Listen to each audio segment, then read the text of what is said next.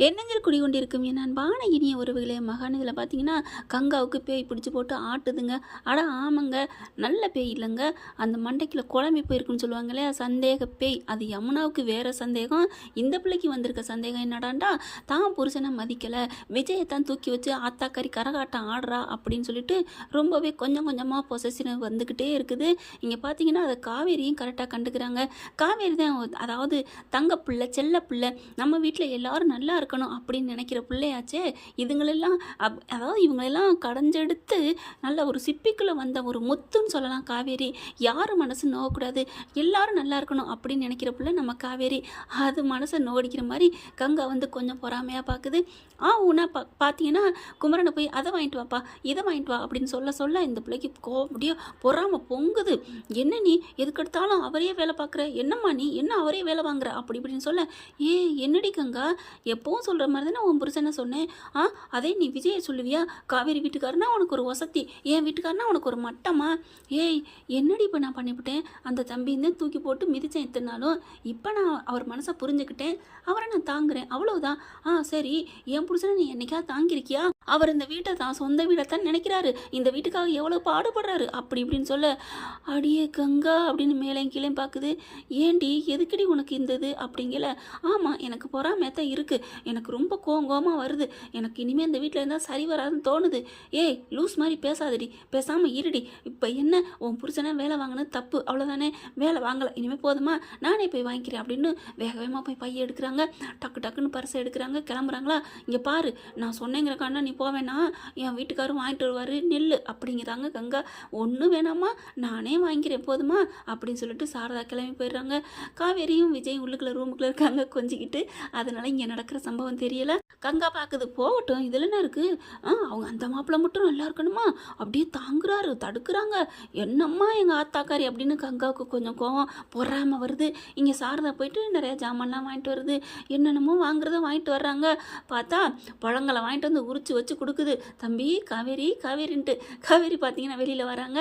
இல்லை, இந்த பழமெல்லாம் குடுடி உன் வீட்டுக்காரருக்கு அப்படிங்கிறாங்க. பார்க்குது கங்கா, அடி பாவி, என்ன வெறும் பணக்கார மாப்பிள்ளைன்னு அப்படியே ஒரே என் மாப்பிள்ளை என் புருஷன் மட்டும் வெறும் ஆள் வெத்து ஆள் நினைக்கிறியா? இருந்தாலும் ஓர வஞ்சனம்மா ஓர வஞ்சனை அப்படின்னு சொல்லிட்டு பொங்கி போய் நிற்கிது. கரெக்டாக யமுனா வந்துடுதா. யமுனா வந்த கையோட காவேரி நார்மலாக தாங்க பேசுது. நல்லா இருக்கேன் நல்லா இருக்கேன், என்னடி போயிட்ட இருந்திருக்கலாம்ல அப்படின்னு காவேரி கேட்க, ஏக்கா நான் இருக்கணும்னு உனக்கு ஆசையாக இருக்கா? அதாவது நான் இருந்தால் நீவின்னு இருப்பான், நீவினை பார்த்து ரசிக்கலான்னு நினைக்கிறாளோ அப்படின்னு மண்டைக்கில் வந்து சாக்கடை ஓடுது இல்லையா, அந்த மாதிரி நினைக்கிது. அதுக்கப்புறம் அப்படிலாம் இல்லடி, நீ இருந்தால் சந்தோஷம்தான் அப்படிங்கிறாங்க. அடுத்து பார்த்தா பழங்கள்லாம் உரிச்சு கொடுக்குறாங்களா. குமரனுக்கு வந்து தம்பி அப்படின்னு வேலை வாங்க போகுது. வேணாம் வேணாம், இல்லைப்பா ஒன்றும் இல்லை அப்படிங்கல. என்னம்மா என்ன, என்னமோ தம்பின்னு கூப்பிட்டு நின்றுட்டா என்ன அர்த்தம், நீ சொல்ல வந்ததை சொல்லு அப்படின்னு கங்கா சொல்கிறாங்க. குமரன் வந்துட்டு, அத்தை என்னத்தை வேணும் சொல்லுங்கத்த, நான் வாங்கிட்டு வரேன். இல்லைப்பா ஒன்று வேணாப்பா, நீ ஒன்றும் வாங்க வேணாப்பா, நான் பார்த்துக்கிறேன்ப்பா, என் பிள்ளையில நான் தானே கவனிக்கணும் அப்படின்ட்டு போயிடுறாங்க. குமரன் வந்துட்டு, என்ன அத்தையும் ஒரு மாதிரியா பார்க்குது, என்னடி என்ன கங்கா ஏன் அப்படிங்கிறாங்க. ஒன்றும் இல்லைங்க, நானும் பார்த்துக்கிட்டு தான் இருக்கேன், இந்த விஜய் வந்ததுலேருந்து ரொம்ப தான் அம்மா படுத்துது, எனக்கும் கோவம் வராதா என்ன, அதான் நான் பிடிச்சி திட்டி விட்டேன், என் புருஷனை நீ ரொம்ப மட்டமாக நினைக்கிறேன்ட்டு, அதனால தான் உங்ககிட்ட வேலை வாங்காமல் போகிறாங்க. கங்கா என்னடி நீ இப்படிலாம் பேசுகிற? அத்தை அப்படியே என்னை வேத்துமையாக நினைக்கிறாங்க, நீங்கள் நினைக்கலங்க ஆனால் அவங்க நினைக்கிறாங்க. நீ தப்பு கங்கா தப்பு, உன் தங்கச்சி யமுனா மாதிரி நீனு பேசாத. என்ன என் தங்கச்சி அவளும் கரெக்டாக தான் பேசுவா, இதில் என்ன இருக்குது அப்படிங்கிறாங்க. கரெக்டாக யமுனா வந்து, அப்படி போடுக்கா, நான் சொன்னதான் சரி, அம்மாவும் ஓரவஞ்சனை பண்ணுது, என்ன பெரிய மாமான்னா அவருக்கு என்ன கொம்பா இருக்குது அப்படிங்கல.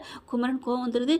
யமுனா வாயை மூடுறியா, என்ன நீ பேச்சு பேசுகிற, இப்போ என்ன பண்ணிவிட்டாரு, நீ அவரையே பண்ணி இழுக்கிற, உனக்கு உன் புருஷனை உனக்கு கட்டி வச்சு யாரு? ஆமாமா கட்டி வச்சாரு, எதுக்காக கட்டி வச்சாரு, யாரு கட்டி எதுக்காக பண்ணாங்க, யாருக்கு தெரியும் அப்படின்னு சொல்ல, இப்படிலாம் பேசுகிற, காவேரி விஜய் இல்லைன்னா உனக்கு உன் புருஷனே இல்லையே. ஆமாம், அந்த புருஷன் எனக்கு அப்படி தாங்கி விட்டாரு, ஏன்டா கல்யாணம் பண்ணோம்னு சொல்லி வெந்துக்கிட்டு இருக்காரு, என்னை இப்போயே கூட அனுப்பி விட்டுருவாரு, வேற வழி இல்லாமல் நீங்களாம் திட்டுவீங்களேன்னு வச்சுக்கிட்டு இருக்காரு, இல்லைன்னா அவர் என் மேலே பாசத்தில் இருக்காரு. உடனே குமரன் பார்க்குறாரு, நீ இந்த மாதிரிலாம் பேசினா உன் கூட எவன் வாழ்வான், எப்படி இருக்க முடியும், தப்பு யமுனா தப்பு, எப்போவுமே நம்ம விதைக்கிறதா தான் நமக்கு திரும்பி முளைக்கும். நான் மறுபடியும் சொல்கிறேன், நீ நல்லபடியாக முகத்தை காமிக்காமல் சிரித்து சந்தோஷமாக நீ பேசுனீன்னா நிவின் கண்டிப்பாக மனசு மாறுவான். ஆமாம்மா, கண்டிப்பாக மாறுவான். அவன் மாறுற மாதிரியா இருக்குது? மாறினாலும் இங்கே எங்கே விடுவாங்க அப்படிங்கிற காவேரி பார்க்குது. செம்ம காண்டாகுது. என்ன நீ பேசுகிற யமுனா? நானும் கேட்டுக்கிட்டு தான் இருக்கேன். யார் விடுவாங்கன்னா அவர் மனசை யார் மாற்றக்கூடாதுன்னு சொன்னது அப்படிங்கிற கங்கா பார்க்குது. ஏன் நான் தான் சொல்கிறேன், நீ தான் அவரை மாற்ற விடாமல் வச்சிருக்க. ஏய் என்னடி பேசுகிற அப்படின்னு சொல்லிட்டு கங்காவும் பேச, அக்கா என்னக்கா இந்நேரம் வரைக்கும் நீ திட்டுன? ஏய் நான் திட்டுனது வேறடி, அது அம்மா அந்த மாப்பிள்ளையை மதிக்குது, என் புருஷனை மதிக்கலைன்னு நினச்சி சொன்னேன். அதுக்காண்டி காவேரி பற்றி ஏன்டி தப்பாக சொல்கிற? நீ உனக்கெல்லாம் தெரியாதுக்கா, இங்கே நடந்துட்டு இருக்குது வேற.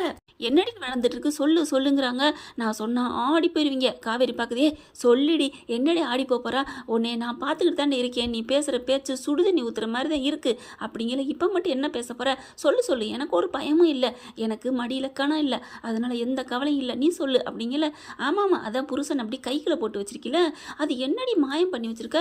உங்ககிட்ட வர்ற எல்லா ஆம்பளைங்களும் அப்படிங்கல பாலேன்னு ஒரு அறை கொடுக்குறாங்க. பார்த்துங்க, குமரனுக்கே கோவம் வந்துடுது.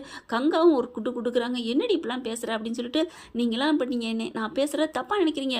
இப்போ ஒரு உண்மை சொன்னேன்னா நீங்களாம் ஆடி போயிருவீங்க. என்னடி உண்மை சொல்ல போகிற? சொல்லுடி அப்படிங்கல. அவள் மாசமானதை யார்கிட்ட சொல்லணும்? புருஷன்ட்ட தானே சொல்லணும். அவள் யார்கிட்ட சொன்னா? ஏன் புருஷன்ட்ட சொல்லணும் அப்படிங்கிறாங்க. என்னடி ஓம் புருஷன் ஏன் புருஷன்னு நம்ம விட்டால் தானடி காவேரி அவள் காப்பாற்றினாராம், அதனால சொன்னோம்னு சொல்லிட்டாங்களே, அப்புறம் என்ன அப்படின்னு சொல்லலே. அதுதான் தப்பு. அந்த குழந்தை அது யார் அப்பாவோ அதுக்கிட்ட தான் கரெக்டாக சொல்லியிருக்கிறா. அப்படியே பார்க்குறாங்க சாரதா. அடியே யமுனா அப்படின்னு சொல்லிட்டு வேகமாக கையில் ஒரு பாத்திரம் வச்சுருக்காங்க. டமார்னு போட்டுட்டு அட்டி சப்புன்னு கொடுக்குறாங்க. என்னடி நினச்சிட்டு இருக்க? யாரை பார்த்து இந்த வார்த்தை கேட்குற? நீலாம் ஒரு பொம்பளை அடி, எப்படி இப்படிலாம் பேச போச்சு? சி, அந்த மனுஷன் கூட காவேரியை புரிஞ்சுக்கிட்டு எப்படி இருக்காரு? சொத்து சோகம் எல்லாத்தையும் வேணான்னு உதறி தள்ளிட்டு என் பொண்டாட்டி தான் எனக்கு எல்லாம்னு சொல்லி நீ கேள, நீ இப்படி பேசுறியா அப்படின்னு சொல்லிட்டு, ஒரு நிமிஷம் இந்த வீட்டில் நீ இருக்கக்கூடாது, கிளம்புடி, நீ இந்த வீட்டு பக்கமே வந்துடாத. என்னம்மா உனக்கு அவ முக்கியம் நான் முக்கியம் இல்லையா அப்படின்னு கேட்க, யார் முக்கியம் இல்லைங்கிறது பெருசு இல்லடி, யார் நல்ல மனசோட இருக்கிறா, யார் சாக்கடை புத்தியோட இருக்கான்னு தெரிஞ்சுக்கணும். நீ சாக்கடையை விட கேவலமானவடி, எப்படி நான் வீட்டுக்குள்ள வச்சுக்க முடியும்? போடி அப்படின்னு சொல்லி தரன்னு இழுத்துட்டு வீட்டுக்கு வெளியில கதவுக்கு கேட்டுக்கு வெளியில திறந்து அப்படியே தள்ளி விட்டு போறாங்க. அம்மா என்னை நீ இப்படி தள்ளி விட்டில, இதுக்கு நீ ஃபீல் பண்ணிட்டு போறேன்டி, எனக்கு நரகமே கிடைச்சாலும் சரி, பெத்த பிள்ளையை ஒதுக்கிட்டேன்ட்டு பரவாயில்ல, நான் அதை ஏத்துக்கிறேன். ஆனா ஏன் காவேரி பத்தி நீ பேசுறதுக்கு எந்த தகுதியும் இல்லை, மரியாதையை ஓடி போயிரு அப்படின்னு சொல்லி பயங்கரமா கத்துறாங்க. அதையெல்லாம் காவேரி கங்கா எல்லாம் பார்த்துட்டு அப்படியே புல்லரிச்சு போகுது. என்ன இது, அம்மா இவ்வளவு நம்பிக்கை வச்சிருக்காங்களா? அப்ப நம்ம அம்மா மேல வச்ச பாசத்துக்கு வீண் போகவே இல்லையா? ஐயோ கடவுளே, எங்கள் அம்மா இவ்வளோ பாசம் வச்சுருக்காங்களா அப்படின்னு சொல்லி ஃபீல் பண்ண. அதே மாதிரி விஜயும் பின்னாடி நின்றுக்கிட்டு அப்படியே பார்க்குறாங்க. அதான் நான் சொன்னேனே, உன் மேலே பாசத்தில் தான் உங்கள் அம்மா இதெல்லாம் பண்ணுறாங்கன்ட்டு, இப்போ புரியுதா அப்படிங்கிறாங்க. மாமா அப்படின்னு சொல்லிட்டு நீங்களும் கேட்டிங்களா? ஆமாம், என்ன இதில் என்ன இருக்குது, யமுனா பற்றி எனக்கு தெரியுமில்ல, நீ வா அப்படின்னு சொல்லிட்டு மேலே கூட்டிகிட்டு போகிறாங்க. சாரதா பார்க்குறாங்க. தம்பி நீங்கள் எதுவும் நினைக்காதீங்க தம்பி அப்படிங்கிறாங்களா. காவேரி கூட்டிக்கிட்டு ரூமுக்கு போயிடுறாங்க. போயிட்டு அப்படியே கட்டி பிடிச்சா அழுகுறாங்க. காவேரி, ஏன்டா அழுகிற, விடு, அதான் நல்ல பதிலடி கொடுத்து அனுப்பிட்டாங்களே என் மாமியார், அப்புறம் என்ன? இல்லைங்க அவள் எப்படிங்க இந்த மாதிரிலாம் பேச போச்சு, அருவருப்பாக இருக்குங்க. ஐயோ நிவின் என்ன நினைப்பாரு, நிவின் என்ன நினைப்பாரா? அவர் தான் சொன்னாரே அப்படியே குத்தி குழச்சிக்கிட்டு இருந்திருக்காளே உன் தங்கச்சி, ஏங்க இவளுக்கு மட்டும் இப்படி புத்தி? ஐயோ நம்ம வேணுங்கன்னே அவள் வாழ்க்கைக்கு, அவர் நிவின் வாழ்க்கையை கெடுத்துட்டோங்க அப்படிங்கிறாங்க. என் வாழ்க்கையை காப்பாற்றிக்கணும், நீங்கள் உங்கள் வாழ்க்கையை காப்பாற்றிக்கணும் அப்படின்னு சொல்லிட்டு அவளை பிடிச்சி அவர் தலையில் கட்டி வச்சு ஐயோ அப்படிங்கிறாங்க. சில நேரங்களில் நமக்கு வர்ற கஷ்டத்தை கூட நான் நினச்சிருக்கேன் காவேரி, அவர் வாழ்க்கையை கெடுத்ததுனால தான் ஆண்டவன் நமக்கு இப்படி கொடுக்குறானோ அப்படின்னுட்டு. பாவம் அந்த நல்ல மனுஷன் வாழ்க்கையை கெடுத்து விட்டோமே அப்படின்னு ஃபீல் பண்ணுறாங்க. இவ திருந்த மாட்டாளா? வாய்ப்பே இல்லைங்க, இவெல்லாம் திருந்தவே மாட்டா. பேசாமல் நிவின் இவளை வெட்டி விட்டு அவர் வாட்டுக்கு வாழ்க்கையை விடுறத நல்லது அப்படிங்கிறாங்க. அதை கூட நம்ம பேச வேணாம் காவேரி, அதுக்கு ஏதாவது எட்டு கட்டி பேசும் உன் தங்கச்சி, நமக்கு தேவையே இல்லை விடு அப்படிங்கிறாங்க. பாவம் இல்லையாங்க நிவின், அதை நினச்சா எனக்கு பாவமாக தான் இருக்குது. என்ன பண்ணுறது, பார்ப்போம், காலம்தான் இதுக்கு பதில் சொல்லணும் அப்படின்னு விஜய் சொல்கிறாங்க. அப்படி தேம்பி காவேரி அழுகுறாங்க. அதுக்கப்புறம் பார்த்தா, ஏய் விடுடா, நான் தான் உனக்கு இருக்கல, உனக்கு உன் புருஷன் உன் மாமன் நான் இருக்கல, நீ எதுக்கடி தங்கம் அப்படிலாம் நீ அழுகக்கூடாது, சரி இங்கே மாமா பாரு சிரி அப்படின்னு சொல்லிட்டு அப்படியே பார்க்குறாங்க. சிரிக்கிறியா இப்போ சிரிக்க மாட்டியா அப்படின்னு சொல்லிட்டு கிச்சல் கொட்டுறாரு. போங்க மாமா அப்படிங்கிறாங்க. உனக்கு கிச்சல் கொட்டினா நீ அடங்க மாட்ட, என் மாமாவோட ஸ்பெஷல் ட்ரீட் உனக்கு கொடுத்தா நீ அடங்கிடுவ, அப்படியே ஜில்லுன்னு ஆயிடுவ அப்படின்னு சொல்லிட்டு அப்படியே அழகாக அப்படியே முகத்தை கொடுத்து கிஸ் கொடுக்க போகிறாங்க. காவேரி காவேரி அப்படின்னு வந்து நிற்கிது. இந்த வந்துட்டாங்களே யாரோ இடைஞ்சலுக்கு அப்படிங்கிற அம்மா தாங்க. அம்மாவாக இருந்தேன் நான் யாராக இருந்தானே, நமக்கு இடைஞ்சல் தானே அப்படின்ட்டு ஐயோ வாங்க அத்தை வாங்க.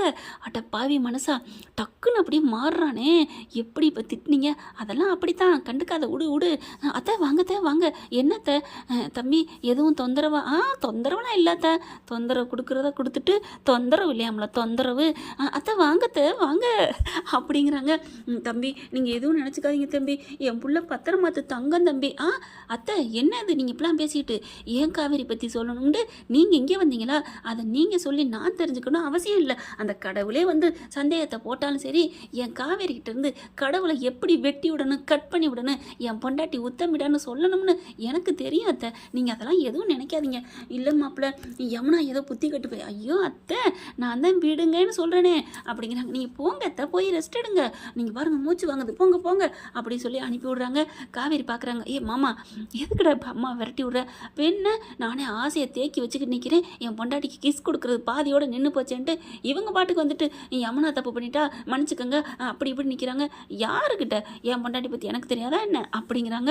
அப்படியே பார்க்குறாங்க. என் பொண்டாட்டி 55 கிலோ தங்கம், 55 கிலோ கேரட்டு தங்கம் அப்படிங்கிறாங்களா? 55 கிலோ தங்கம் ஆமாம் உன் எடை தான் அப்படிங்கிறாங்க. ஐயோ மாமா அப்படிங்கிறாங்க. இப்போ 2 கிலோ ஏறி இருக்கும் அப்படிங்கிறாங்களா? ஓ என் பிள்ளைய சேர்த்து தானே சொல்கிறேன். ஆமாம் அப்படின்னு சொல்லிட்டு சந்தோஷமாக பேசிகிட்டு இருக்காங்க. சாரதா மாப்பிள்ளை ஏன் நம்மளை விரட்டுறாரு அப்படின்ட்டு போகிறாங்க. அவர் ஏண்டி என்னை விரட்டுறாரு? அதுவா ஏதோ கரடி ஏதோ பூசையில் போகணும்னு சொல்லுவாங்க இல்லையா, அந்த மாதிரி நீ போயிருப்பேன்னு நினச்சிருப்பாங்க. அப்படியாடி இனிமேல் நான் அந்த வீட்டுக்கு போகலை. ஆமாம் நம்பிட்டேன், நீனாவது போகாமல் இருக்கிறதாவது இப்போ ஏதாவது செஞ்சுக்கிட்டு திங்கிறக்கு எடுத்துகிட்டு போவேன் காவேரின்ட்டு அப்படிங்கல கண்ணு வைக்காதடி எவ்வளோ பாவம் அப்படின்ட்டு போகிறாங்க சாரதா. அந்த பக்கம் பார்த்தா காவேரிக்காக அங்கே உருகுது, இங்கிட்டு பார்த்தா காவேரியாலே உருகிறாரு நம்ம தலைவர். பார்க்கலாம் ஃப்ரெண்ட் என்ன நடக்க போகுதுன்னு. இது நம்மளோட கற்பனை கதை தான். இந்த பதிவு உங்களுக்கு பிடிச்சிருந்துச்சுன்னா உங்கள் பொண்ணான கையில் ஒரு லைக்கை போட்டு சப்ஸ்கிரைப் பண்ணிடுங்க. Thank you friend.